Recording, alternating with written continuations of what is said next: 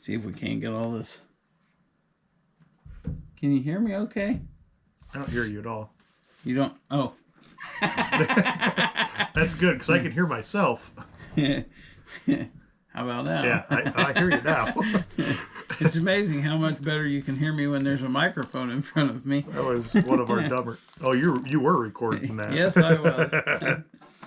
Oh.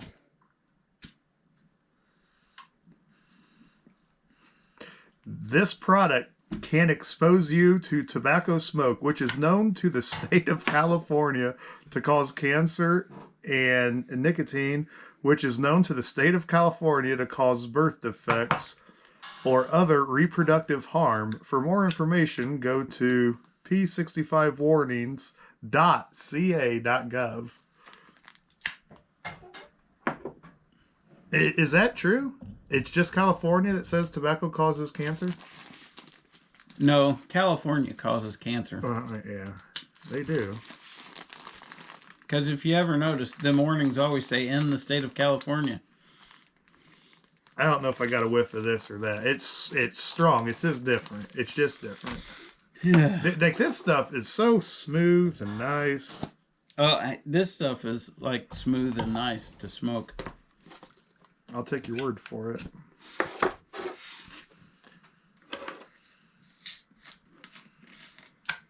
How was blacksmithing? Good. How was Jerry? Jerry, welcome to a BS podcast. Bobby is here with your favorite shrimp boat captain, Mark. I'm gonna punch Chad right in the crotch. That Jeff says that too. You do know you do know that's not what I do, right? It's funny. I finally seen a picture of him at his niece's graduation with his new teeth. Yeah. Yeah, it looks good. No, definitely looks good. So I got an episode. I don't want to say an episode. I got a subject. Okay. And I want to call it. I think we've talked about it before. I think what we talked about was burnout. I want to call it second wind. Okay. Because I seriously feel like I have caught my second wind with wrenching.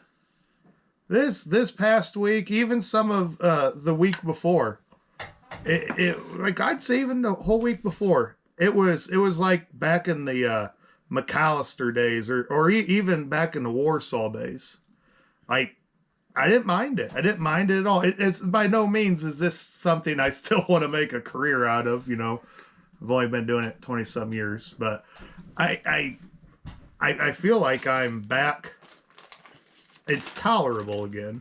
Yeah. And I do. I gotta say, like, I'm not gonna sit here and tell you it's all 100% just because, you know, out doing the boat stuff on the weekends, but I think a lot of it it's changed my attitude a little bit. Hasn't changed my outlook or goals, but if anything, it's made them a lot worse. Yeah. But I'll be honest, like, this week, it was obviously a short week for us. A short week for everybody. And, I mean, heck, I had every day was an 11-hour day, and I had one 14-hour day, and it was not bad. I was fairly happy. I didn't come home, and Katie even noticed it. She's just like, you're a lot happier. Oh, excuse me. So what brought that on? In all honesty, I think the weekends, it's clear. It's just clearing my head. Giving you a taste of the other side of it. Yeah, I have a goal. It's given me the goal. There's some things I've talked to Katie about. Some things I've talked to you about. I ain't gonna get into them yet. Once if they become a little bit more real, I will. Yeah. But I don't know. It's given me a new purpose. I feel like, and now my mechanic job is the tool now. Before it was my punishment. That's 100% how I felt. It was my penance for something. I don't know if it was a past life or what, but it was my punishment, and that's how I felt, and my attitude on that's changed. It's the tool now. It's what can provide what is to come, I guess.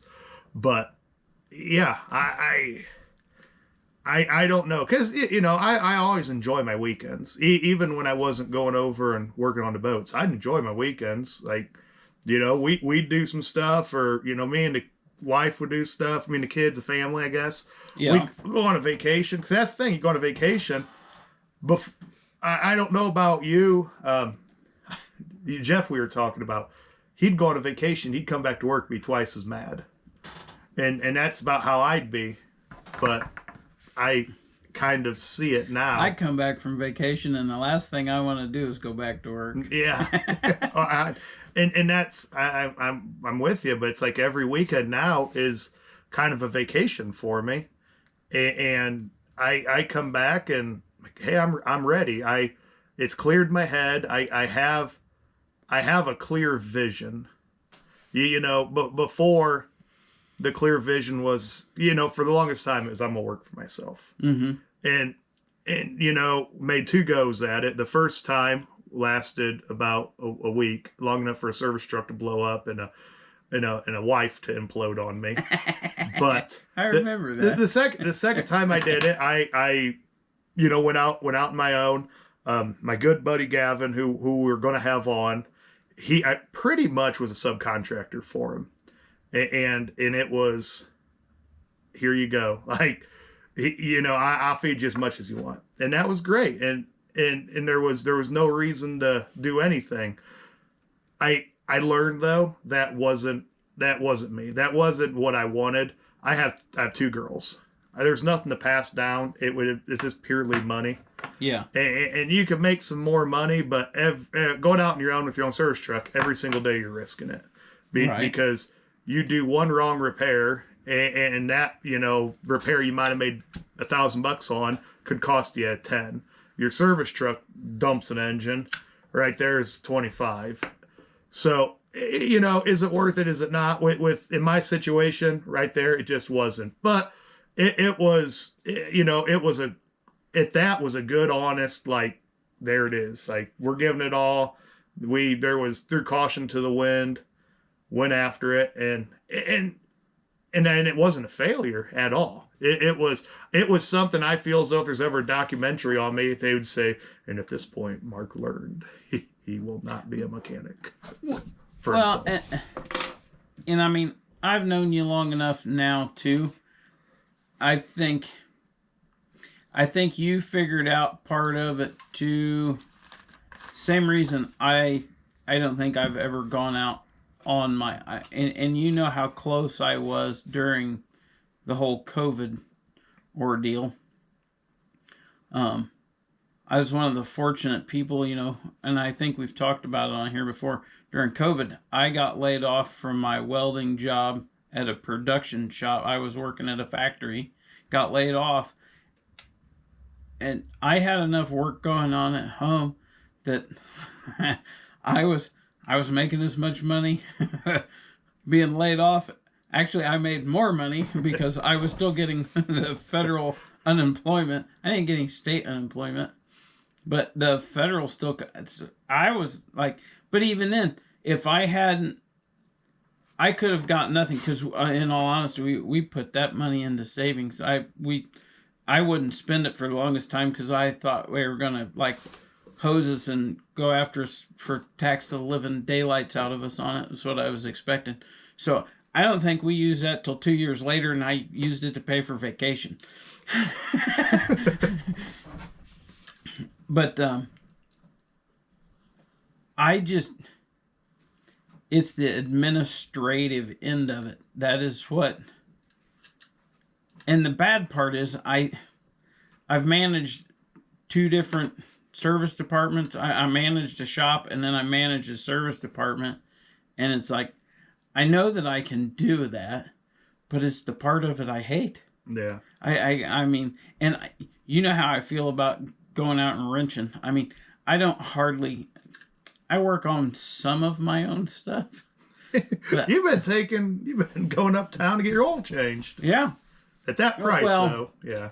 That's just on the car. I still change the oil in the truck, but the car, it's like it cost me, the oil I run in the car cost me $32 to get enough oil to do an oil change. I can take it to where we bought the car from, and since I bought it from them, they'll do an oil change for $30. Yeah.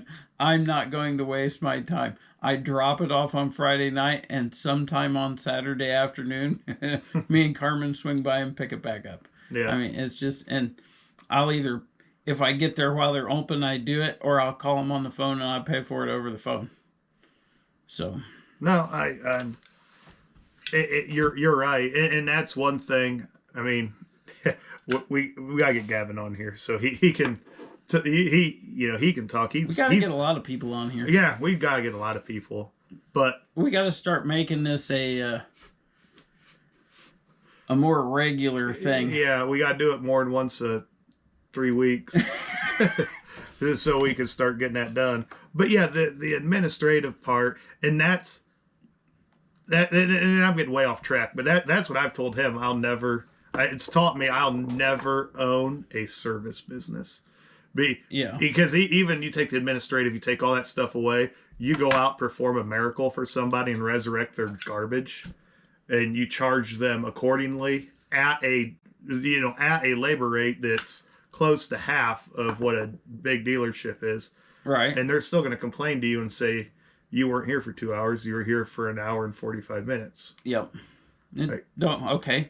You go buy a service truck and you buy 20 plus years of experience. Yep. And, exactly. And then you can charge whatever in the world you want. It's like, I have overhead to pay. Yep. Even though I'm out here and it don't look like much, it's a lot. And I have to put back, part of that overhead is planning for when this truck breaks down, when my crane on my service truck quits working, when my $900 air impact explodes, and yeah, I can send it in and get it repaired, but I got to have a spare so I can still work. Yeah. Oh yeah. And that stuff, whether or not you're buying it that day, you've bought it and you got to pay for it. But all that stuff there that at work was bothering me these past week and a half, 2 weeks, it's just gone. And the foremen haven't changed. They're still wanting it all. But I just, my attitude isn't really gotten any different. It just, I'm okay with it. Like I'm happy. I feel like I caught my second wind, and there's some prevailing circumstances. Like I said, I don't want to get into them.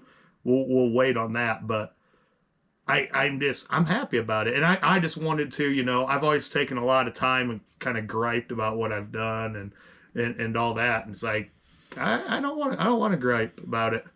I'm actually, because where we're at, we can use our own service trucks, and you get paid a certain tax-free wage on it. Mm-hmm. I'm going to have a call with the big boss Monday or Tuesday, and I'm going to suggest to him I'm going to use my own truck. I'm going to use my pickup, and I'm going to put together a trailer, an enclosed trailer. I know he's going to come with, you don't have a crane. Well, I got my truck brand new. I got my truck with 70 miles on it. And so the crane meter had no hours on it. How many hours is on it now? 2. and I don't know how to phrase it, but those, I can tell you there's less than 20 minutes of work time. Because I do use it around like to pick up a reamer. Yeah. But I'm using it to do something I'm more capable to doing. But even like the trailer, I can outfit the How are you going to pick up a 28-inch reamer? Because I can't be on these job sites unless an operator's there. I can't work on the reamers unless the operator's there, because they're there to help. Oh. They're there to help. Yeah. Oh, my. So they're going to... Well, and there's always a backhoe. Every single job we're on has a backhoe. Yeah. So you got some way to load it. Oh, yeah. Yeah, there's all that. Because if I couldn't do it, the welders couldn't do it to pick it up either. So, but then I can upfit the trailer with a very capable generator. I can throw a buzz box on there, and I can throw my MIG in there too. Yep. Hard surfacing those, welding. I can do a lot of stuff quicker in 90. Well, if you get a decent enclosed trailer, We could do like a log arch off the back of the frame, so you'd Yeah. still have a way to heave it up there if you wanted to. And that was, in all honesty, yeah, we I just got a brilliant idea for the back of a trailer in my head. yeah. Yeah, We'd this probably is- do this is something like that. This is kind of scary. But well, the big boss, he's pretty like your truck's got to have a crane, and very few of the trucks that the guys bring in have cranes. But mine doesn't have a service body. I don't. That's a waste. I want to take out a 25-foot enclosed gooseneck, drop it off at the job, and then I can just use my truck to buzz back and forth for parts. And I have a mobile shop right there. Yeah. 90% of what I work on is not heavy equipment. It's kind of what you and I talked about when I was discussing getting more into the small engine and compact yeah. It's- stuff. you know, there is always a use for a crane, but those cranes go bad sitting there, and that's I just used mine today, actually pulling some more of those posts out. But that's something I'm gonna talk with him about, and you know, it'll be nice if it works out. If it don't, it don't. It's kind of whatever there, but yeah, that was something I wanted to talk about. I guess I just wanted to share it. I've been complaining enough about my stuff, so when something good was happening, I'm going to interrupt you. This is so weird. I have my phone hooked to my laptop now. yeah. So, like, if I'm sitting in here, everything on my phone shows up on my laptop, and it really jacks with my head. Oh, well, what is that? What's Pornhub? No, What? no, What does that say? that is not what that's a text message Oh. from Jackwagon. Oh, sorry. It definitely does not say that then.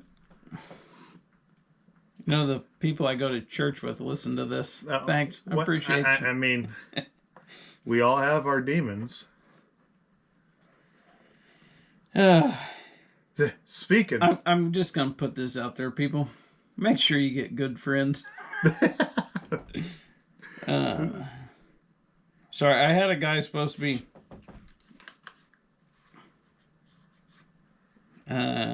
I'll text him later. I don't care. so why don't you tell us what this rank stuff you're smoking is?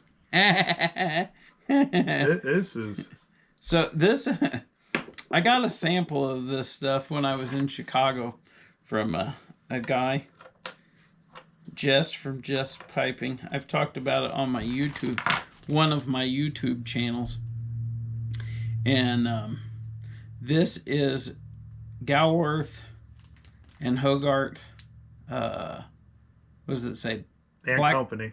Black Twist Back, Slice. Yeah, Black Twist Slice. So this is like the sliced version of Black Irish Twist. And he gave me a sample of the sliced up there. I really liked it. And so when I ordered it, I ordered the sliced and I don't have it down here. I also ordered it in the rope, so it looks like a dog turd. Yeah.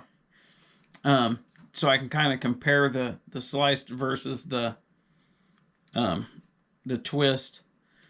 And it has a when the stuff showed up on the front porch, I wasn't quite home from work. No, I'm lying. I just got home from Wasn't work. quite Carmen is standing on the front porch, and she says, "I don't know what that crap is in that box, but it needs to disappear out of my living room." She says, "I could smell it on the porch." It's and I'm not gonna say it's just different. Because you say it's delicious. In all honesty, this is like tobacco wise, as far as pipe tobacco, it is super smooth to smoke. Like I can chief on this stuff. I can get it so hot that the bowl, you don't want to hold on to the bowl of pipe. Still don't get tongue bite from it. It to me, when you smell it, it smells almost like a smoked meat. If you really think about it, Yeah, like burn ends. It's strong. It's strong. It is strong. Yes. And when you're smoking it, the flavor I get in my mouth, the best way I know how to describe it is meat candy. Yeah. You know, like the burnt ends on the brisket, the stuff that falls off when you slice up a really like a really good smoked brisket. It tastes like the burnt ends that are down there in the slop. Oh yeah, so you know exactly what. Yeah. Yeah. Yeah. Okay. So Really, do you I really just want to end the podcast to go get burnt ends now. so Yes. I know the odor, and see, to me, when like sitting here as I'm smoking it, the smell I get from it, I still get that same odor that I get from the taste. You got to really get in there. You can't just, you got to take a draw on it. My understanding is when they process this stuff and they're turning it into a twist, I think somebody said they actually cure it with olive oil, because the downside to it is it's like impossible to dry out. Like if you've noticed, like, and we've been talking, but like I have to light this 47 times to get it to go. Yeah. It takes forever to get it lit. But I don't mind it because it is just so good. I mean, the bad part is like the twist. I don't even remember how much I bought of the twist. This is probably one of them. The sliced isn't bad, like for 4 ounces. I think 4 ounces is comparable to like ordering house blends from the Country Squire. But if you get it in the rope, it's, well, even then I'd still say it's fairly comparable. But it's one of the more pricey tobaccos that I get. Can we just refer to that as a quarter pound, a QP? I'm sure, whatever. But it's I don't know. It's probably I would say it's working its way into probably one of my primary tobacco blends. Like this is, if it, especially the slice, because there's no messing around with it. I can load it up and just go. So I'm kind of I may stick more to the slice versus the rope, but I'm going to experiment with it some more and see what I think. But I know it's working way better in this billiard. I'm smoking one of my Peterson Irish Harps. I think this is a 53. But it definitely likes this bowl. This is probably the best pipe I've smoked it in. Yeah, okay. So, but it's I don't know, it's just really good. But yeah, Carmen said the same. Carmen does not like the smell of it. Strong. Yes. but so like you take a little whiff of it and it's a little pungy. You take a draw on it and you get that smoked, that smokiness. It ain't. So it's still strong. At Chicago, I was sitting in the smoking tent. Yeah. I can't tell you. There was almost 1,000 people at the Chicago Pipe Show. I don't know how many people were sitting in the smoking tent Saturday night after the pipe show closed, but there weren't very many open seats in the smoking tent. I could smell this as I was smoking it in the smoking tent. It definitely has a distinct odor. When's the next show you're going to? Isn't there an Ohio one? Columbus is I think, first weekend in Ohio. Or first weekend in August. Like the 8th and 9th or something like that. And I'm planning on going over to that just to see what it's like. And then the Indiana Pipe Show is September 20th. And they're going to have like a meet and greet thing Friday the 19th in the evening at Massinawal Cigar Company. So that's somebody else. I'd like to get what's this? It's a guy I know shared that. Where are they at? Tennessee. Pampa Peace Smoke Shop. That's Perdomo Legacy. In Franklin, Tennessee.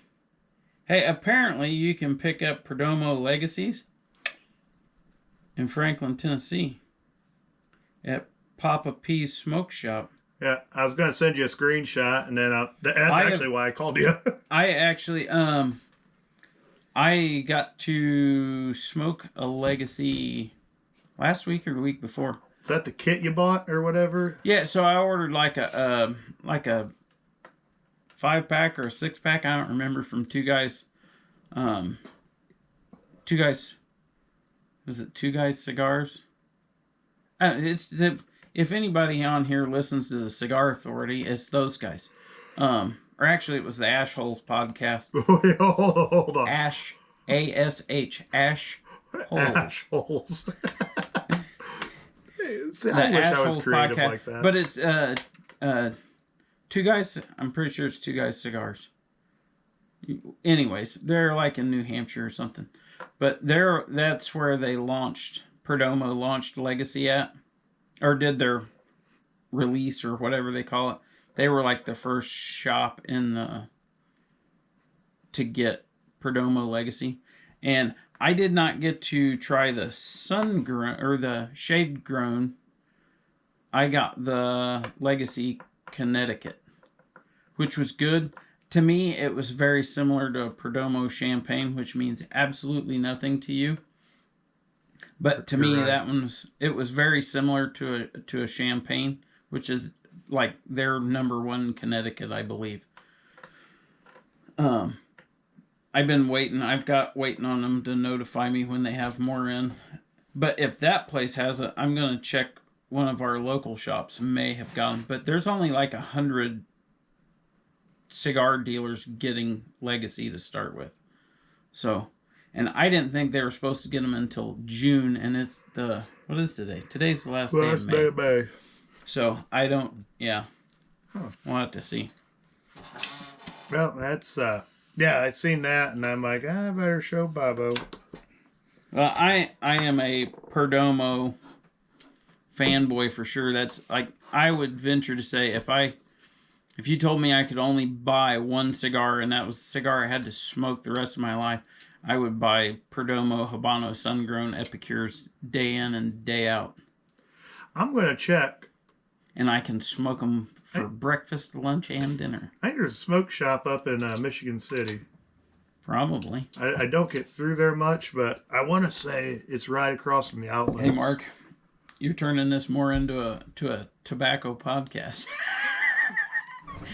No, I just ask my one thing and I let you go about it. I just want you to feel like you're getting a word in too. I need this to clean me out after the first part of the day. So yeah. So how was teaching the kids how to swing hammers? Today went much better than it has been recently.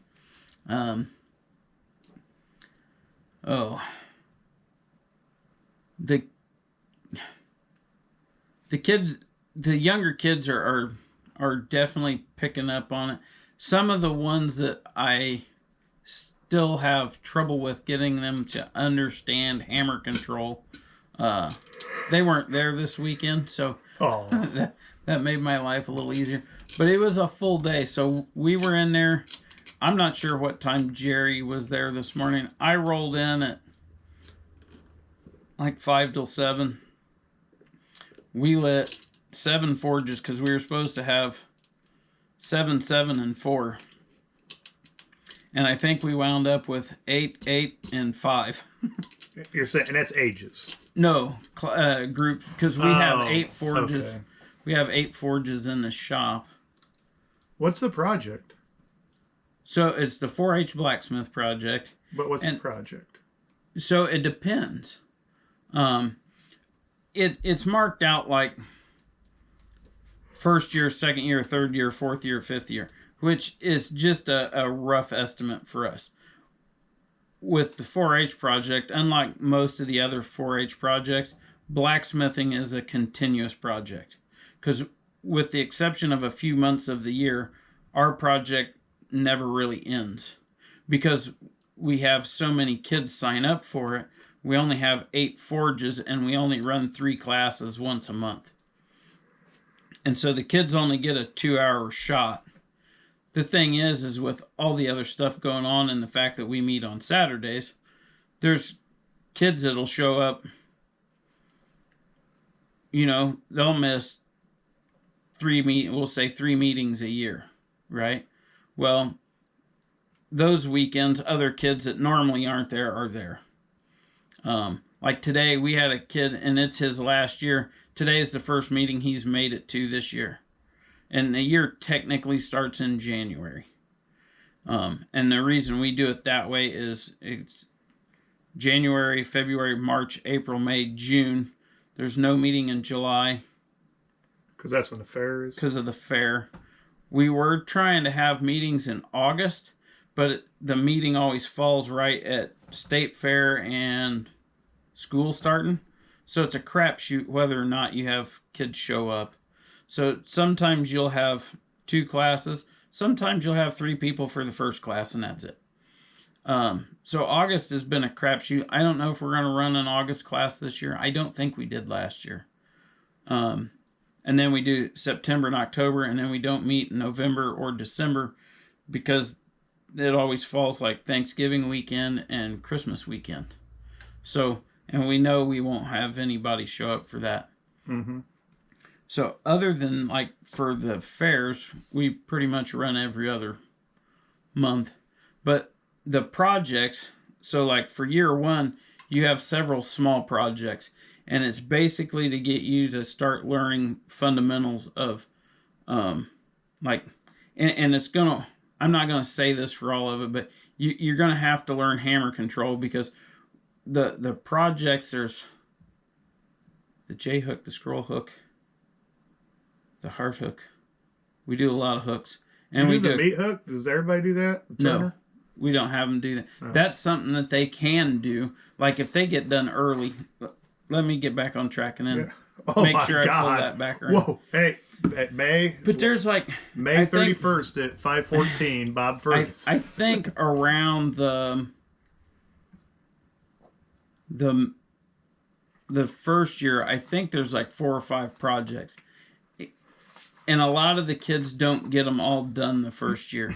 Well, that's fine. They just do what they got done, right?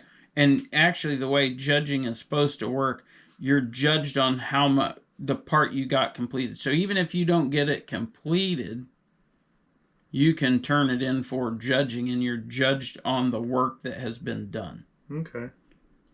And so that way, somebody that comes in, you got a 3rd grader that comes in that's, 70 pounds soaking wet with their clothes on, they can barely swing one of our 400-gram hammers, which is what 400 grams is what, just right around a pound. It's not very heavy. That kid may struggle, but if we have a kid that comes in that's a junior in high school and it's his first year in blacksmithing, he's starting out in the same place. Well, he might be able to swing and work that hammer a little better than that younger person. So if you get all of your projects done, you could actually be doing 2nd year projects in your first year if you show up for all the classes and you have like hammer technique and stuff down. Like we have a young man that's in this year, and I kind of expected him, like he hasn't been to every meeting. It's his first year, but like he's finishing stuff much faster than some of the other kids that are in his same age group. Yeah. And some that are older than him. But he done it, I mean, and like I said, he's first year, so he's like 3rd grade, but he's done it outside of 4-H also. Okay. And his dad and his uncles went through the project. They were the like first year that we had the project they went through. So they've been around. He's been around it, and he's made some other stuff. And because like me and one of the other instructors were talking about induction forges today, and he was like, "That's what I made my bottle opener on." So that we got this 3rd grade kid that's telling us about how he used an induction forge to forge a bottle opener. Yeah. But I'm ready to get your forge fired up here like in the fall. Oh God. Okay. Yep. Yeah, you better be ready too. I know. I watched a kid pound one of them out today. Yeah. Yeah. Yeah, but yours is propane. Yeah. We can. Oh well, and I got two of them too. So Yeah. and the one we'll be able to put. Because I mean, heck, when I was doing when I did the big bottle openers batch for Christmas, what was that, 4 or 5 years ago? When I did that, I made 50 or 60 of those things. And I want to say I was doing them in the forge. I was putting 10 or 20 in at a time. Remember the candy canes? We still hang that one up. I don't think we take ours down. It's hanging in the front room window. Oh, we it hang hadn't it been on the Christmas tree in years. Oh. That's another one I'd like to do again. That was really popular. That went Yeah. over really, really well. Andy, old welder Andy, for not Christmas, Valentine's Day, he made some roses, some steel roses. I guess he sold like a crap ton of them. I know some folks that do them, and they make them out of titanium Yeah. and sell, and they sell a gazillion of them every year. Like the titanium because of colors? Yeah, they'll do titanium. They'll do stainless ones just to get the color in it. That's pretty neat. You ought to get back into that. You were hammering iron every chance. I mean, it was the winter. And But I also worked a job where I was home at, yeah. on a really bad day, I was home by 4:30. Yeah, that makes a big difference. I get off of work on a good day. I'm off of work at 5:30 and still have an hour to drive home. Yeah. That's all part of the experience. It is. It is. And the funny thing is now it's like I don't have to do side work because I do okay at my regular job, so I don't really need the extra in. Yeah. And it's not like I'm, I mean, you know how much I make. It's not like I'm like independently wealthy, but it's like we definitely earn a comfortable enough living that I don't like have to, like when I was at the fuel shop, I mean, I made a pittance there. It was a great, I loved that job, but I made a pittance there. And like I was shooting competitive at the time. If it wasn't for my side work, I couldn't afford to have shot USPSA. I mean, I was talking with somebody here. I think it was down when we had lunch with Don. We were talking, and that was because we got on the topic of, because Don's kind of got out of shooting competition as well, and he shot bullseye. He shot bullseye with Carmen's dad way back when, and he was like, we were on that topic, and I was like, I was in Fort Smith, Arkansas, shooting Area 4 championship. And I says, I was sitting in a hotel room that night, and I figured up how much money I'd spent that year. And I says, it was the worst thing I ever did. I was like, because I quit shooting next year. It was like, I'm spending literally thousands of dollars a year. And if I hadn't had the mowing business, side business, I couldn't afford to do it. I mean, all the money I made, because all the money I made at work took care of all my household stuff, paid the bills, put food on the table, all that sort of stuff. And it was like, we didn't have expendable income. The expendable income we had came from mowing. Yeah. Well, and so at the time it was like, you got up, you went to work, you got off of work, you went and you mowed till almost dark, 3-4 nights a week. The nights I wasn't going and mowing, I was probably at the gun club, doing live fire practice with the guys I traveled with and shot with. And then every night when I got home, I would eat supper and I would go to the basement and I dry fired for an hour.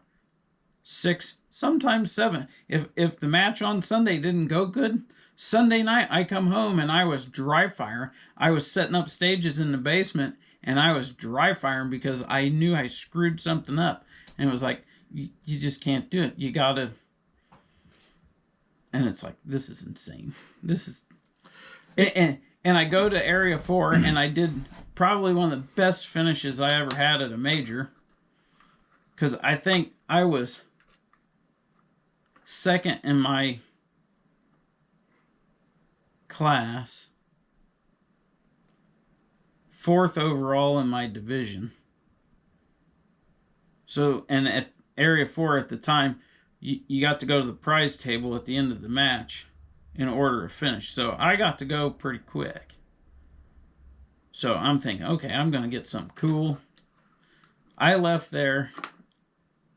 I've been on the road for, by the time it was over, I'd been on the road for 4 days, including shooting a match. So we left on Thursday night after work, over Labor Day weekend. We left Thursday night over after work, drove to Terre Haute, met up with the other guys that we shoot with in Indiana. Friday morning we got up and we drove like 14 hours to Fort Smith, Arkansas.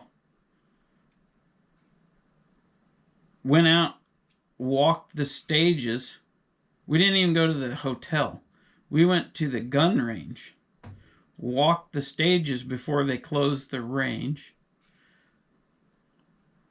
drove back into town, checked into our hotel, went, got supper, got up Saturday morning. We shot a split match. So we shot half the stages Saturday afternoon and half the stages Sunday morning. So we got up Sunday morning, Saturday morning, ate breakfast, drove back out to the range. We walked stages as we were allowed to because the match was already going on until we were ready, till our start time was. And then we shot till like almost dark Saturday night. Drove back into town, ate supper, got up Sunday morning. Went and did our thing, shot the matches. We wound up staying in Fort Smith, Arkansas Sunday until after the awards was over. So we didn't leave Fort Smith, Arkansas till like, what time was it? 5? Their time? So, and they were an hour different than us. And we turned around and beelined back home. I take that back. I don't know what time we got to Coach's house in Terre Haute Sunday. Or, excuse me, early Monday morning. I know we stopped there long enough to drop Jake off. And then we drove from Coach's house to my house. And then Craig had to drive the rest of the way back into Fort Wayne because he still lived in Fort Wayne at the time. He didn't live in Larwell. Yep. My neighbor. Yeah. My ex-neighbor. But it's real funny you say that, you know, about you had your mowing business support your hobby. Your boss back in the day, when I was just a wet behind the ears, little snot-nosed field mechanic for the cat dealership, I was over at the ranch over at his place doing an update on a skid loader, and he come out and I knew who he was. He introduced himself, asked me what I was doing, and I asked him because his last name isn't the last name, you know, isn't the company name, and I asked him, you know, how he came up with that, and he's like, oh, I bought the company with some partners, and then buying the partners out. I says, oh, okay. He's like, well, you know why I bought the company, don't you? I'm like, no, not really. He goes, these effing horses. They were real into horses, and, you know, they got those Arabians. Mm-hmm. They, Fernando, those things are stupid. They're the dumbest horse. You know, Fernando kind of knows horses. His wife does. It's only a guy with the Mexican dialect can say how he's drug dead ones out and how stupid they are. But, you know, you think an Arabian horse, just think of Aladdin. The ones on that movie are what his horses look like. And yeah, it's like, oh, so this whole dynasty, the largest excavating company in northern Indiana, was built because you and your wife love Arabian horses. and that's, I mean, and not that I've ever done it, but like Lake of the Ozarks, everybody owns some huge company somewhere, and that's why they own it. It's because they want they just want the stuff that company can afford them. And like just like you did. You know, you had your mowing business, or after that you did your side work. And I mean, we were going to do Earl's for a while, and I have no doubt in my mind, timing. Once again, timing killed us on that, because you were all ready for Earl's, like you were ready to sign papers, but I wasn't. Yeah. And then I was ready. You weren't. Yeah. And then Homer, I think Homer had us like just a nudge away from doing it. Yep. Yeah. We definitely could have done it. Yeah, and that. But it boils back down to it, though. We did. We both wanted to do the same part of the business. Yeah, we didn't have that. We'd had to hire somebody to do the crap we didn't want to do. And that's, yeah, a good businessman is a good businessman. A good mechanic is not a good businessman. And it's nothing to say on you being a mechanic. But yeah, you can't. You can't do it all. And you can be a mediocre mechanic and be a fine businessman, though, because that's how you know I think what to do and what not to do. I think you go into any tune-up shop, tire rotation, oil changes is full of mediocre. Were started by mediocre mechanics. Yeah, and they did not want to get into. I tell Gavin this all the time, and I hope he's listening. Gavin, are you listening? He is. He listens. He goes after the hardest jobs. Like he's got some stuff going on right now that I everything and I do. I claim to be a hydraulic expert. I don't know. We've done everything. We don't even talk about it anymore. He's run his course on it. I've run my course on it. It's kind of sitting in the back 40. But Gavin loves the hardest stuff in the world. And I get it. He's younger. He's got the ego and hair and all that crap. So obviously. Well, but the other side of that is sometimes that's your niche. Because I mean, you think about it. When I started doing the welding work here at the house, the welding work I was getting was the crap nobody else would touch. I mean, I remember fabricating dies so I could hand form steel panels. And you're right. Okay. Morris Falk. Weld the magnesium. Nobody touch it. Where's the reason why? It's not worth it. But it was worth it to Morris. But until he found out how much it cost. Exactly. And that was the same thing. Everything you did, it was going to be so expensive. And it's the same crap Gavin gets into. It's like he's got a business that every day 3 people go out and will do oil changes and services and all that. You got all these companies wanting you just to keep their stuff running, and Gavin's still chasing, like, show me the problem that the dealership can't figure out. And he's getting them. He just picked up a new customer that... And right now, you're not going to see it, but I think it'll pay off. Oh, I do. I think it's going to pay off for this many years, because the problem is with that technology, if you're not with the dealership, these manufacturers are just waiting to see the right to repair and how that actually ends up playing out. Because I think that's in the Supreme Court's hands. If they lose that, it's the dealerships all the way. That's the only people who are going to be able to work on your equipment. But it's but Gavin's a good businessman. He's that guy that does both of it good. He'll switch to something else. He'll probably sell ice cream. Or by that time, he'll have enough money, he'll just buy a dealership. Or he'll buy a dealership. There's one thing he ain't gonna do, and it's quit. He ain't gonna stop. If that guy stops, I'm gonna go check to see what color the sky is. Like, hold on, Gavin ain't working today. Well, he was telling me he's thinking about going on a vacation. And I just, Gavin, you need to go on a vacation. Oh, he needs to, but like for him, he could just stay at home, shut his phone off, and that's a vacation. But he will. That's the one thing I will say that I screwed up pretty bad early on was I worked all the time. If I took time off, to go shoot a match, and I didn't take time to go do stuff with my family. And that was, if I have a regret in life, that's it. Yeah. We did. I mean, It's not if I have a regret. That is my regret in life. Yeah. Is like I missed going and doing things with my family because it was like I worked all the time and then I wanted to go shoot someplace for 2 days. I think we're doing Maine this year. Are you? We're gonna, I think, fall break.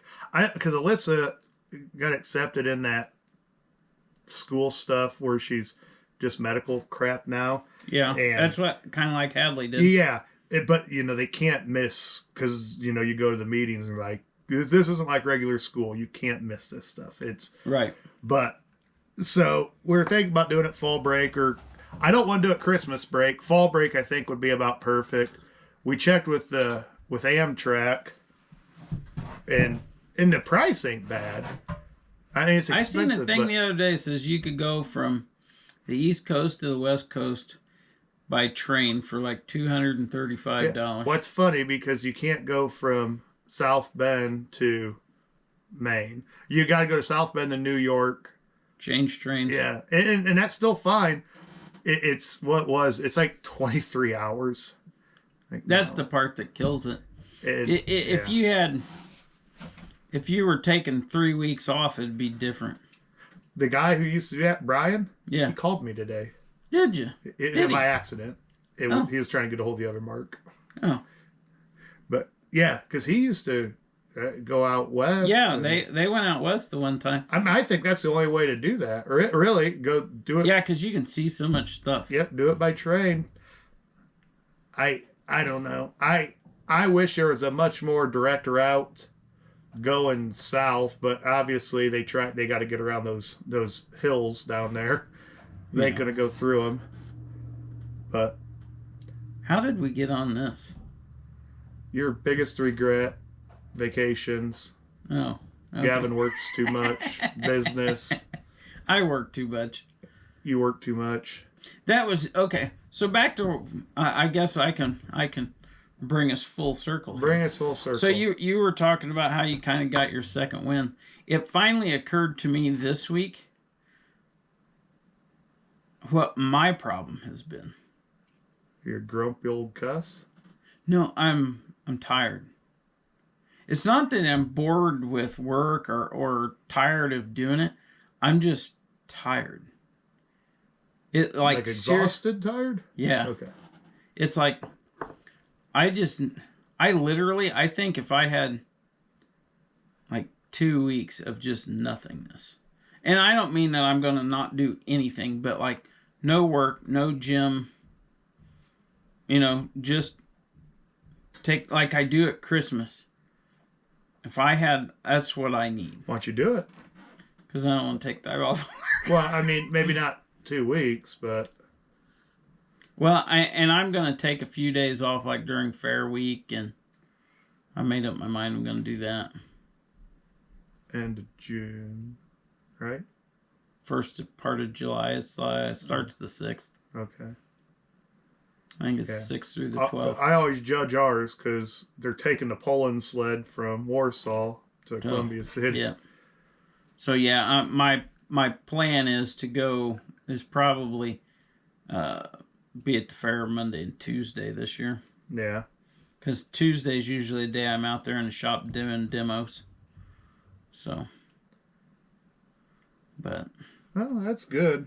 That's one thing. If You know how I am. I don't like taking a week off, and unless we're like going out of town, I don't like to take a week off work. It drives me nuts. yeah, and realistically though, if taking a week off can make the following 3-4 months a lot more enjoyable or doable, I'm pretty sure your boss would say take time off. Because it's weird with you guys how it's every year right after Memorial Day, it's like it slows down. Production doesn't, but it's the equipment went out, you shook the cobwebs off of it, you kind of got it going. And I think they said Friday we still have over 300 pieces of iron in the field. yeah. And by that time, it's not rain and they're not running them scrapers through the mud. So Yeah. they're not breaking those things as much. The guys had a scraper in the shop Friday afternoon. I'm not sure what they were doing to that. I didn't ask. You know, I know people tease Jeff about taking time off. It's like, man. I think Jeff. I think he's got the right as many hours as we work. I think he got to. Yeah, I think the thing they always teased him about. We take time off, and a lot of times it's to do family vacations or go do something with your kid. Kid's on spring break. Want to spend a ton of time with my kid. He's got a hobby that he really enjoys, and he's single, and yeah, I don't see anything wrong with that. No, I don't think there's anything wrong with it at all. As much as I think people need to work and put in work, I definitely think that you need to balance that. Yeah. And I've never been very good at it. I'm starting to figure it out at almost 45 years old. Yeah, it shouldn't be I only get X amount off a year. Take the stuff off you need to, and that's me and my mom actually just had this conversation. Yeah, I worked for a municipality a good portion of my career, and this municipality was odd because anytime you had in your pension in perf, they would count that towards your total seniority. So I worked at Warsaw with you, worked at Fort Wayne myself 2 times. At Fort Wayne, when I left there, I had like 5 weeks of vacation, a week of personal, and a week of sick. I went to the Case dealership, Case Construction, and I went there just under 2 weeks. And that is like just under 2 is 2 weeks altogether with the sick. And they were telling me like, we can give you a little extra if you need it. And I'm just like, how in the heck could I ever only take 2 weeks off? Like, how could I? And now I don't have anything. And I love it. I think it's the smartest thing. Because if at Fort Wayne, I used to take a day off because I seen something on Facebook and I wanted to be available if they messaged me back to go by. Yeah. But now, I don't. When we worked at Warsaw, I took a day off to wait on a UPS. I'm lying. It wasn't UPS. It was a shipping truck. Yeah. Because remember, and then after that, you're like, you can just have that shipped here. Yeah. I was like, what? Yeah. He's like, yeah. All you got to do is let Jeff know you're going to have it shipped here. And I did the next one, and then I dropped it out of my truck. You took that really well. I did. I don't for how you take stuff. Yeah, you took that really well. There was not gunfire. I bought a brand new. It took like 8 weeks to decide which one. Brand new horizontal bandsaw for the shop. I ordered it, had it shipped to the city when we worked there, and loaded it in the back of my truck. And I told Mark when we were leaving work, I was like, "Hey, can you follow me home? Help me unload this thing." Because at the time I didn't have any way to unload it other than by hand. And so he was going to meet me at the house. That time you were using one of them fancy vape sticks because you were going to get vape juice. And I remember I come off of Hand Avenue onto, was that Winona Avenue, yeah. Turn the corner, and that thing come out of the bed. I had it strapped into the bed of the truck. And it still come out of the bed of the... I still haven't figured out how that happened. Gosh, yeah, you did. You took that really well. We got it in the back in there. And the only thing that was wrong is I had to call them and order a new fan for the motor, the fan cover, and the coolant reservoir. It didn't get damaged, but it was blow molded, and it was really thin in one corner. And I remember the first time I filled it up, it dumped all over the floor. Oh. But, it worked out pretty good because I had the parts. I called them the first thing the next morning and told them I needed those parts. And they're like, well, I was like, I didn't ask for it to be a warranty. I was like, I dropped it out of my truck. Yeah. I just need the parts. They're like, oh, okay. And so they shipped them out. And if I remember right, I think they overnighted them to me. And I don't think I had to pay I think they felt bad for me. Oh. Because I got some special shipping because I had the saw up and running in less than 3 days from the day it showed up. Yeah, that was the the stuff you used to take time off for, but now neither of us get paid holidays or any of that Yeah, stuff. let's talk about that. That was one thing last year during the whole election cycle, and I heard a lot of conservative people hollering about union employees and all the free stuff they get. I hate to break it to you, that's not how every union works. Yeah. If Don't we- compare us to UAW. Yeah, because if we don't go to work, we don't get paid. Yeah. If it's a holiday and it's a government holiday and we're off of work, we don't get holiday pay. And we don't do our job good enough, we go back to the board. Yeah, But plain and simple, there's nothing. And if that happens 2 or 3 times, they just get rid of you. Yeah. The union has nothing to do with you. yeah, What- because you're non-hireable. We all thought that, unless you grew up in a really pro-union family, every one of us thought the same. The union just protects the lazy, because that's kind of what you're told by certain things. No, we're not. And I'm not poking the UAW. I'm just saying they are like, there's a really strong union that has all the union benefits in the world, but they also have vacation. We're like contracted out to these companies, and that's part of the deal. Yeah, There's nothing there's just as much language for them to be able to get rid of us as there is for them keeping us. Yeah. It's hard, but yeah, like you say, we don't get any of that. We go to jury duty, like we go do our public or civic duty. We're getting the $14 they give you. We get sick. Now It's where you it's on work, us. you're there 5 years, you get a week. Yeah. And that's just something the owner decided to do, and that's really nice. I get vacation pay. but that 5 days is not from the union. Nope. That is from the employer that hired the union employee. Yeah, and that's one of my benefits is I get $1 something an hour put into an account, and then in January it gets given to us. But that's probably like what do they call that? A shop agreement. That's probably an agreement between the union and the company. Oh no, that's the union. The company. The Oh company yeah, pays because it. you're in the 150. Yeah, 150. Yeah, I that's keep 150. forgetting that. But, We're not in the same one anymore. It's really good, but 324 up in Michigan, those guys like get multiple dollars an hour put into their thing. There's a whole bunch of that. Like our but let's get into it. So our insurance, all we have is health insurance. We don't have dental. We don't have vision.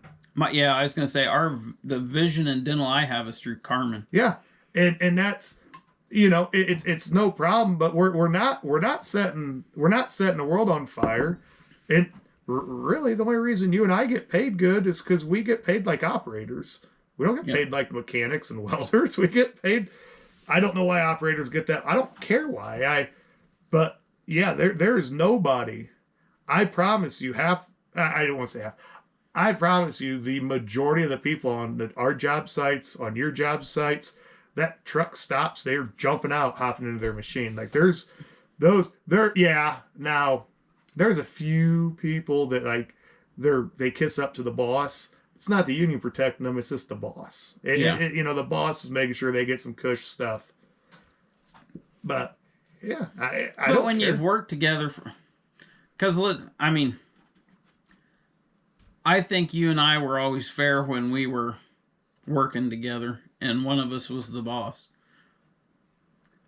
Well, we have to, because we never know who's going to be the boss the next time. But I guess what I'm getting at is I think we put stuff off onto each other because it was like we knew. I did to you big time. Shop foreman. Oh yeah, thanks. I trusted you. that was I the needed thing. somebody I could trust. And that's what I was getting at. I just remember it was at the Case dealership. I give you that CX240 to do the idlers on. Yeah. And the guys, I don't remember who it was. It may have been the individual you and I were talking about earlier that you talked to on the phone. Not Brian, the other one. Yeah. I don't remember if it was him or who it was. But somebody come up to me and they was complaining because you were sitting out there on the edge of the track and you weren't doing anything. And you're like, why don't you go out and say something to Mark about it? I was like, have you beat your estimated time on the stuff that you're working on? He's like, well, what do you mean? I was like, that job got sold at 14 hours, and Mark had it done in 6. He can afford to sit on that track for a little bit. Yeah. I think he knows that stuff now. Yeah, and that was the thing. It was there was just so many young guys that didn't grasp how it worked. Yeah. And it was like, to me, where I'm at now, you can't really do that the same way because you just got to bounce from this to that to the next. Yeah, but at a too. dealership where it's like, I've got you scheduled to do this job, and we had it figured at 14 hours, and everything went smooth. No bolts broke. You know, the master link on the tracks came apart good. There was no goofiness. All the stuff we had planned for didn't. And I remember I wound up cutting some labor a little bit off of that. I think we only wound up charging dude like 12 hours for it. Saved him a little bit. And if you're sitting there complaining about that, hearing what I'm saying right now, that's the way a dealership makes money. It went the other way a lot too. Yeah. There was a whole lot of other times when I had some jackwagon that had 20. Let me back up.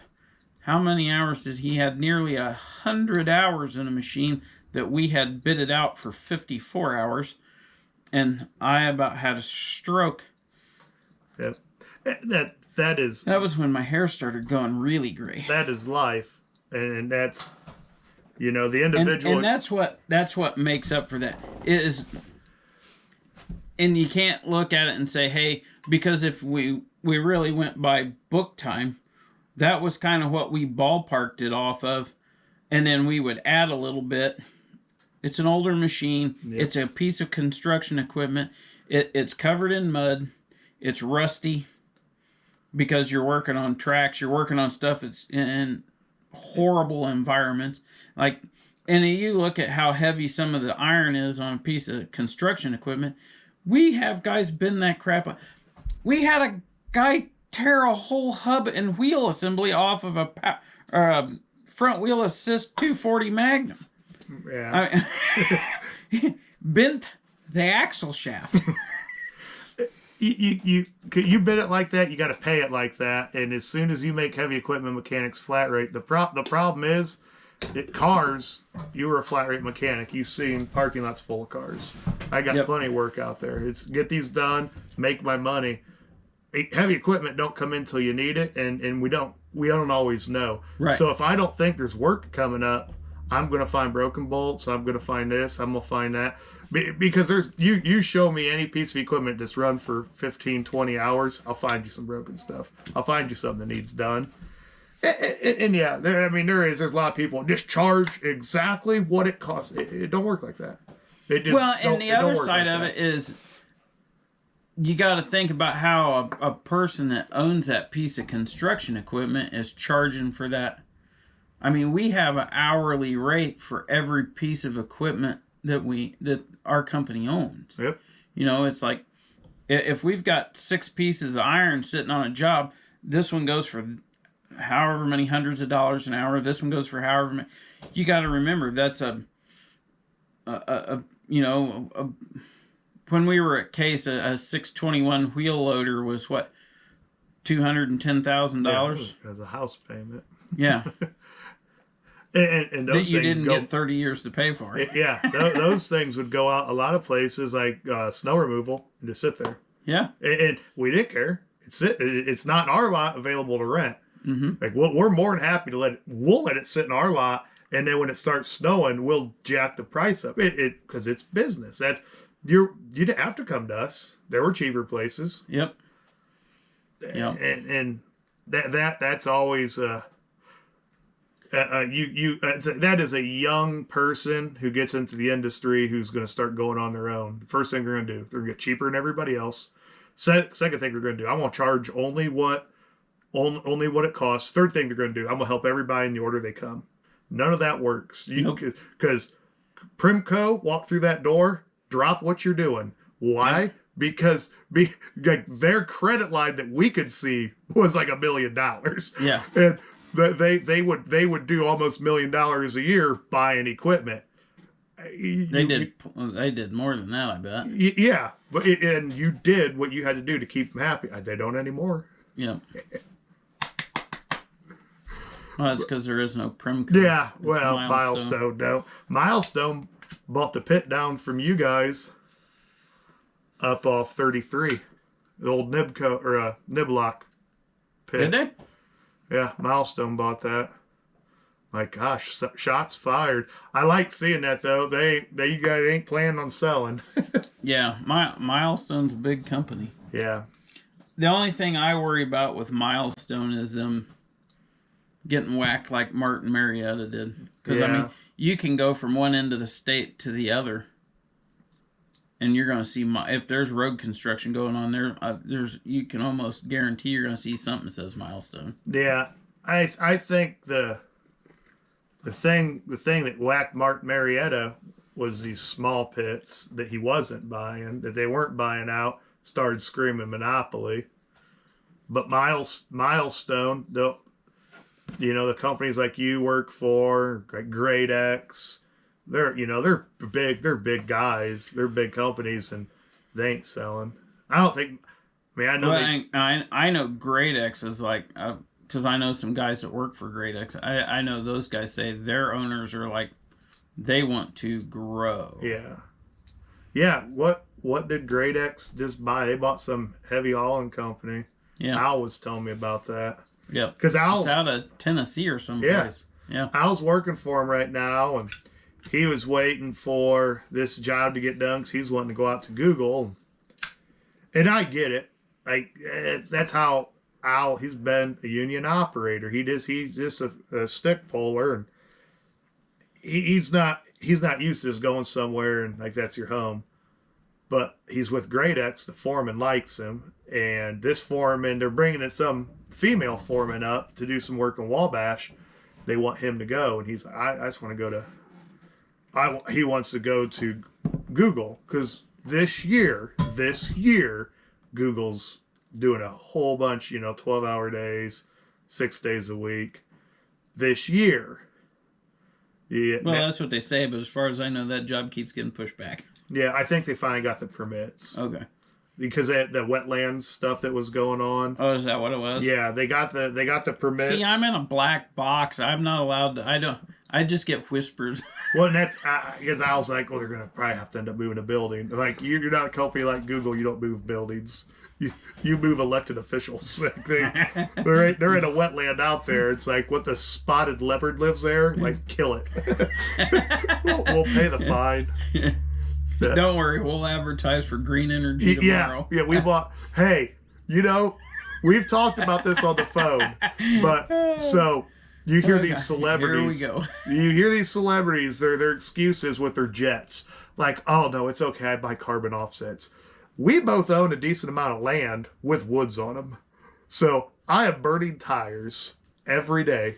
And when the fire department shows up, I'm saying, "You see that behind here? That woods? That's mine. It's my carbon offset."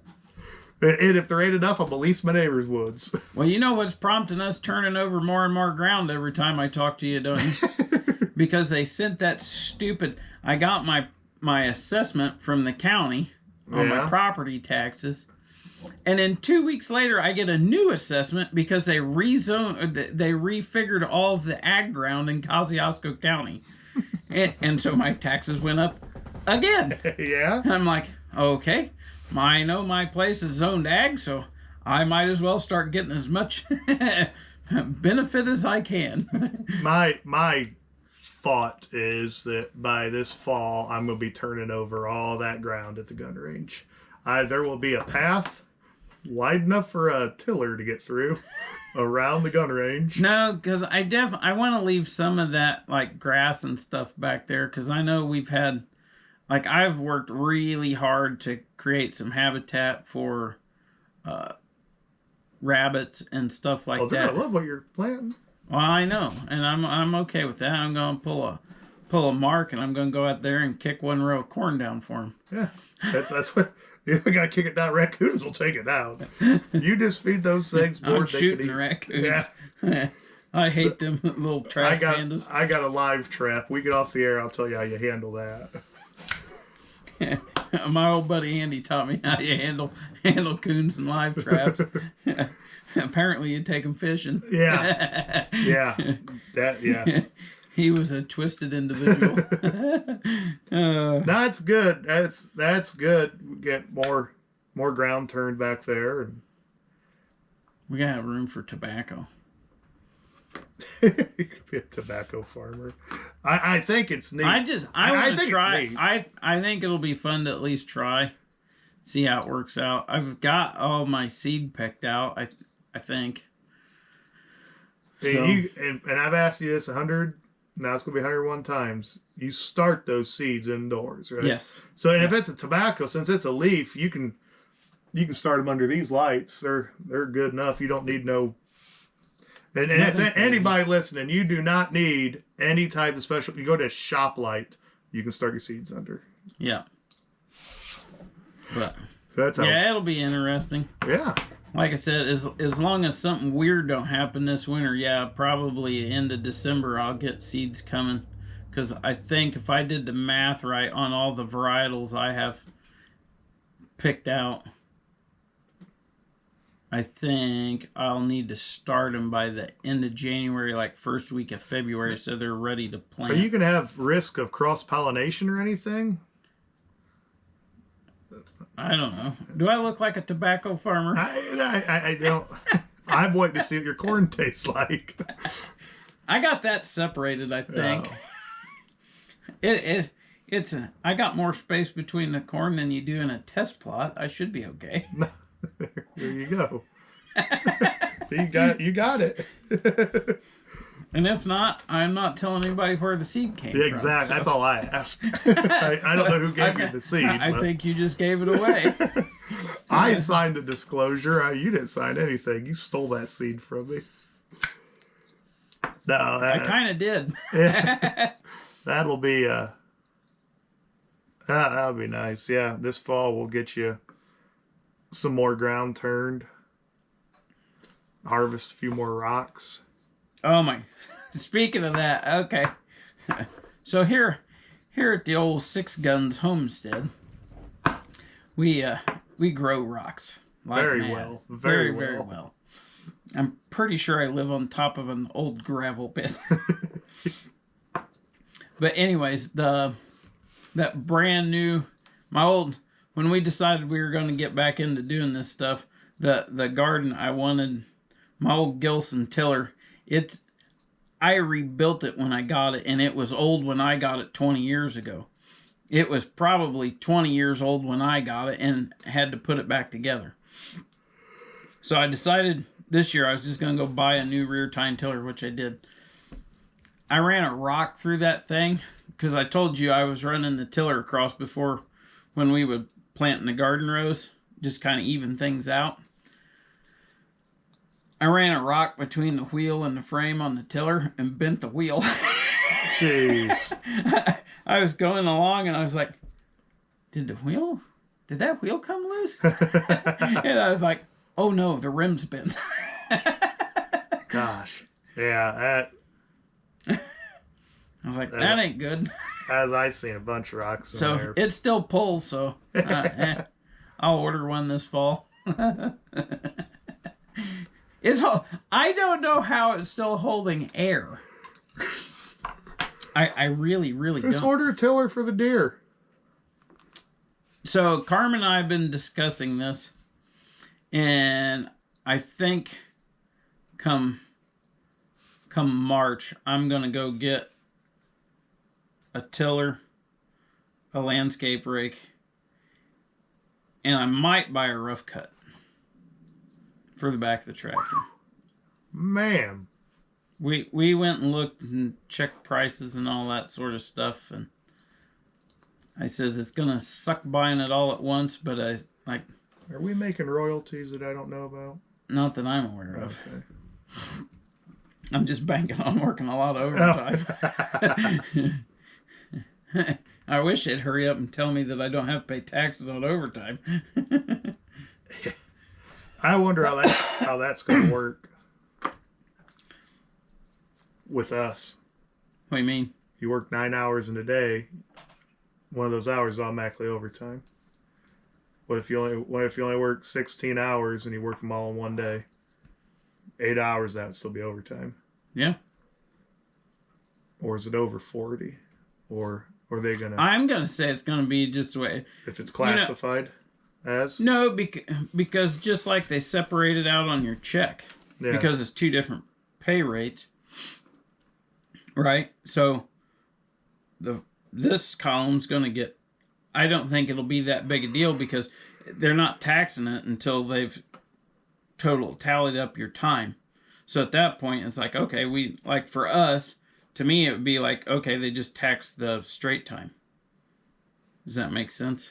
Yeah, I just didn't know because if they can just classify it. Well, that's where these people that get cushy paid time off for PTO and vacation and all that sort of stuff, if they want to get paid after 8 hours overtime, then they'll have to give up their vacation time like we did. Yeah. Yes, I know that was not a very pleasant thing to say, but that's one of the things that we did. I mean, we traded vacation time because if it's the reason I can work a 4-day work week if we're working 10s, and I only work 40 hours that week. But yeah, I got 32 hours of straight time and 10 hours of overtime. My check's the same as if I work a 40, whatever. Yeah.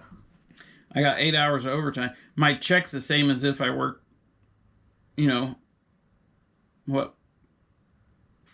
48 hours the other way? Yeah. Or how, what I'm trying to say. It works out nice. Or like my schedule's a 4-10, so I work 10-hour days at straight time. But if I work 11 at 1 hours, Yeah. But anything on Friday is automatic overtime. And that's what I was wondering. Like, I wonder how that'll work. And but the thing is, I would say, I'd hope everybody. I hope we get away. I don't want to say get away with it. I hope it works out to where it's how it's classified, because then employers can start classifying stuff different. Yeah, yeah. And they're already talking about with that bill. It's like, well, we can only do this for 4 years. We can't afford it. Like, we can afford that. How much tax I pay? I don't know whatever happened to the group of people that dumped a bunch of tea in a harbor in Boston because of... They got blue hair and nose rings. Yeah, well, because of a little tax. I mean, I have no issue paying tax at all, but I do. I don't mind our roads. I don't mind our military and that. I got an issue paying as much tax as we are, and then That's where I'm at. It's the amount, and then we tax everything. And tax it again. And then we tax it again. We got a guy that's like, hey, I'm going to find this waste, fraud, and abuse. And they just start burning down his cars. And I think he pandered to him. Because after it got real bad, it just went quiet. They weren't talking crap anymore, but they weren't really talking about him anymore. And well, I was a little disappointed when I heard what's his name? Who? Bongino and What, Gino and the FBI guy. Oh, Patel, Kash Patel. When they come out and pretty much said that Epstein hung himself, I'm like, oh, come on now. You guys didn't believe that beforehand. Now you're telling me that you do? Okay, that's enough politics. Yeah. I gotta go grocery shopping tonight. That sounds awful. Yeah, but I missed a kid's birthday party, so. Wasn't your kid's birthday party, was it? Okay. No, we stopped having birthday parties for our kids after like 2 years old, like normal human beings. You didn't have like a sweet 16 party for your daughter? No, no, it's called a quinceañera, and what? We're not Mexican. Mexican Speak girl English. turns 16. It's a quinceañera. Like I think it's like their goal: be a good kid. You get this huge, fabulous 16th birthday, or I don't know. Somebody out I there think tell we us. did. I don't know that we got real carried away for Hadley's 16th, but like we did a nice ordeal for her when she turned 18. We had a surprise party and stuff for her. Yeah, we don't. I was at your 40th surprise. Yeah. We don't. I told Katie, I says, I will be very upset with you if you. I'm not into parties. You know what was funny about that? You know how I figured out that was taking place? Your mom didn't call you and tell My you. mom didn't call me and sing happy birthday. Yeah. That is how I knew something was going on. And then because it was also a Saturday that I had blacksmith kids, and I'm at the blacksmith shop, I knew I was going to be done by noon. Actually, it was the end of August, so we only had an early class. And my brother texts me and says, "Hey, what are you doing when you get done at the blacksmith shop?" I was like, "I don't know why." He's like, "Well, me and Corbin are going to come up, and Corbin's looking for a pistol. You want to go gun shopping? We're going to go head over to Fort Wayne and hit some of the gun shops over there, and we'd like to go to that place you always go." I was like, and at first I didn't think anything about it. I was like, "Yeah, I'll be at the house." So when I got home from the blacksmith shop, I come home, took a shower, put on clean clothes, and by the time I was dressed, Chris and Corbin were in the driveway. Like, oh, whatever. And we take off, and I took them up to,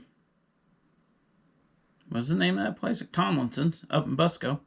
We go up to Tomlinson's, took them around in there, because I think I'd had Chris there before, but Corbin had never been. And I started asking about what they were looking for. Well, just whatever. I'm like, and like, it was goofy stuff. It was like, okay, something's going on. And I even said we were coming back from Fort Wayne, and I looked at Chris. I was like, "There's something sketchy going on, isn't there?" He was like, "What are you talking about?" I was like, "Well, you guys just called me out of the blue, told me you were looking for a particular gun, and then when we start looking for it, you can't tell me what it is." And I says, "I haven't heard from Mom all day." I was like, "Mom calls me at like 7 o'clock in the morning and sings happy birthday into my voicemail if I don't answer." I was like, "I have heard nada out of our mother." And he's like, I don't know anything." And sure enough, we pull in the driveway and there's a gazillion people here. It was really cool. I was You weren't surprised. You'll gotta go. Don't lie. I wasn't super surprised, but some of the people that were here that I had no idea that Carmen would even know to talk to were here. And so some of the people that showed up, the effort that she went to get people to come and get the word out that they were doing it is because it was like, I was awesome. Like, some of the guys from Purity were here, and you guys, you came by. My brothers were here. Lee and Gosha, they didn't make it down. I don't remember. One of them was sick or something. But like, Lee called and talked to me while everybody was here, called and talked to me on the phone. My brother Kevin at the time, he didn't come up, but he called me that night and talked to me while everybody was here. Mm-hmm. And none of them kept me on the phone very long. They're like, "Hey, we just wanted to call after the party was going. Tell you sorry we didn't make it," and yada, yada, yada. I didn't know that was an option. Carmen didn't tell me I could do that. You can't. Oh. You're not allowed. Damn. But anyway, yeah, it was good. No. See, I'm not a partier like that. And then I got the banquet room for Carmen's 40th at Mad's in Warsaw. We had a good time at that. I drank a lot of old fashions. Yeah? Yeah. I won't lie. That's the most expensive bar tab I've ever had in my life. I'll put it to you this way. It was high enough that the tip was more than the biggest bar tab I'd ever had before. But I had to pay for the room, and yeah. I don't remember. I bought wings, and I don't remember. I had some food. I didn't buy like normal food. I bought appetizers. I figured all them freeloaders that were showing up could buy their own supper. I'd cover appetizers because I'm cheap. What do you got next year's her? You have a 21st birthday? No, Hadley will be 20 in January. Okay, so 2 years. 2 years. Whew. I told her boyfriend though. He turns 21 this year. Yeah. I'm looking forward to that. As long as his dad's okay with it. I got a plan if his dad's game.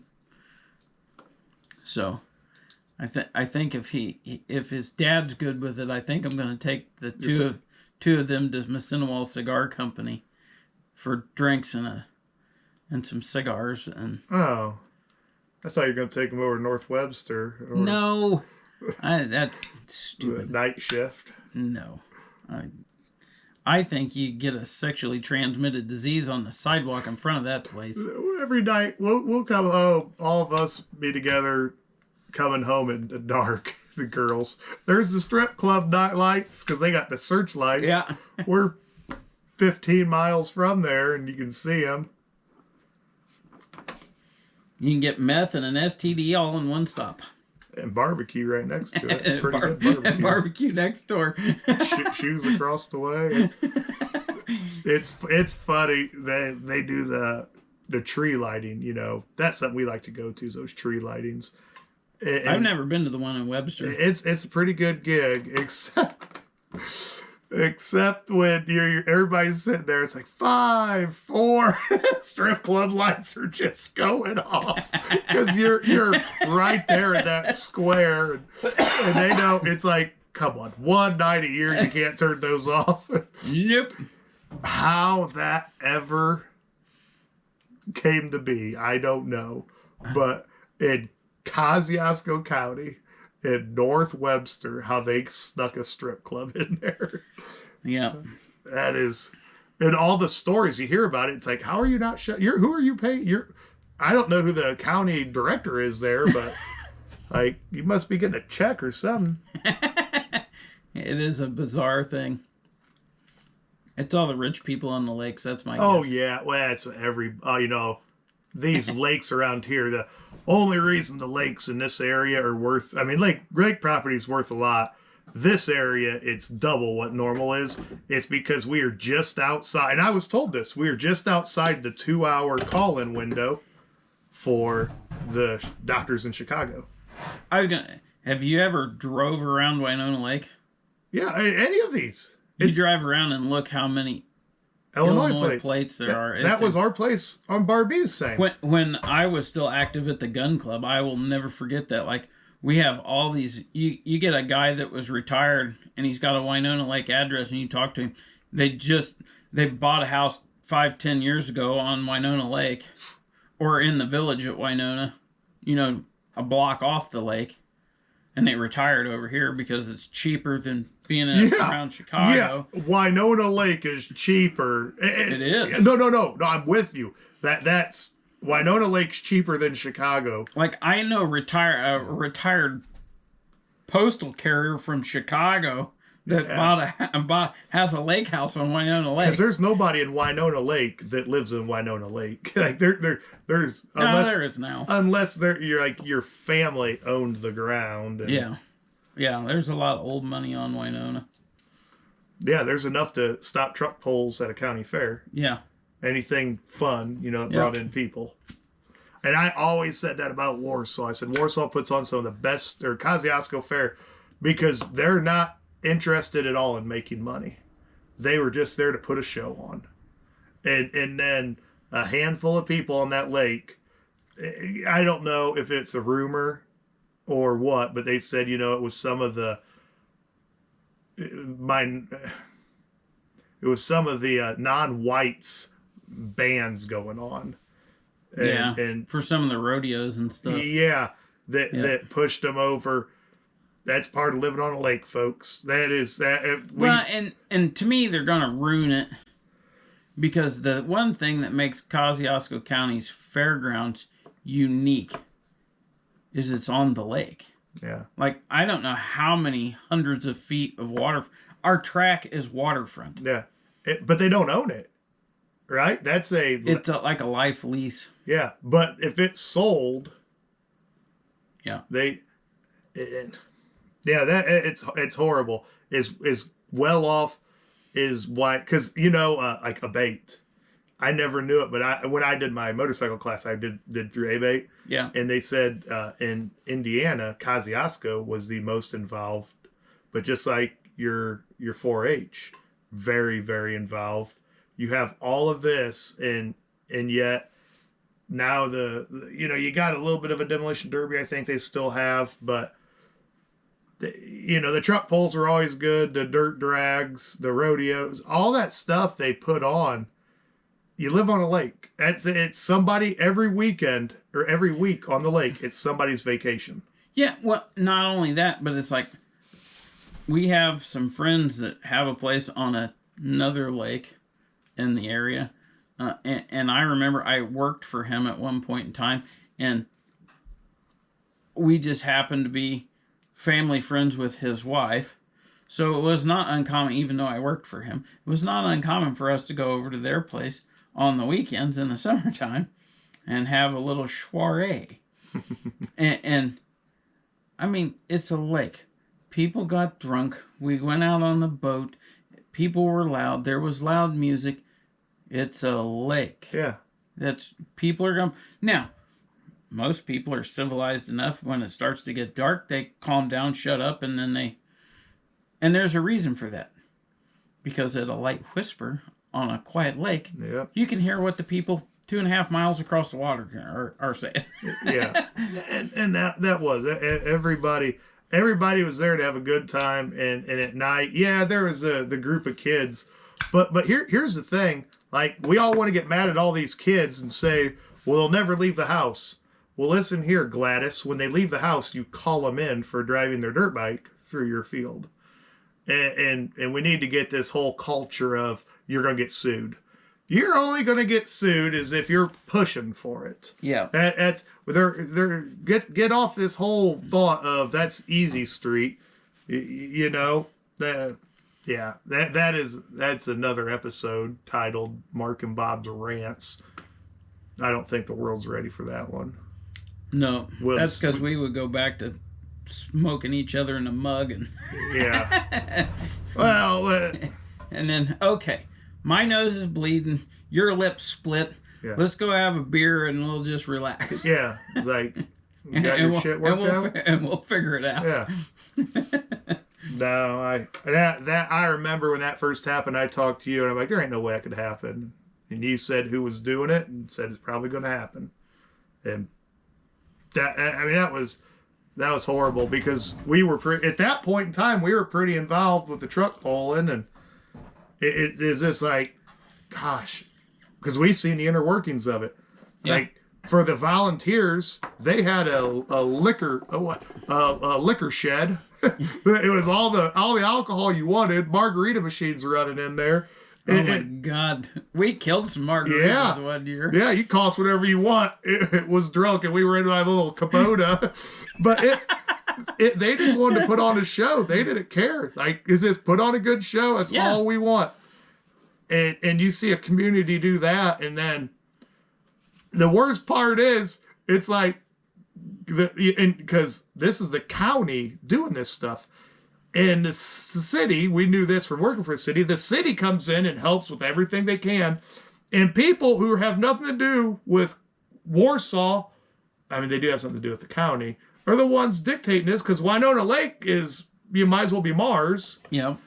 That was too bad how that worked out. In Columbia City, one of the best diesel pullers in this area is from Columbia City.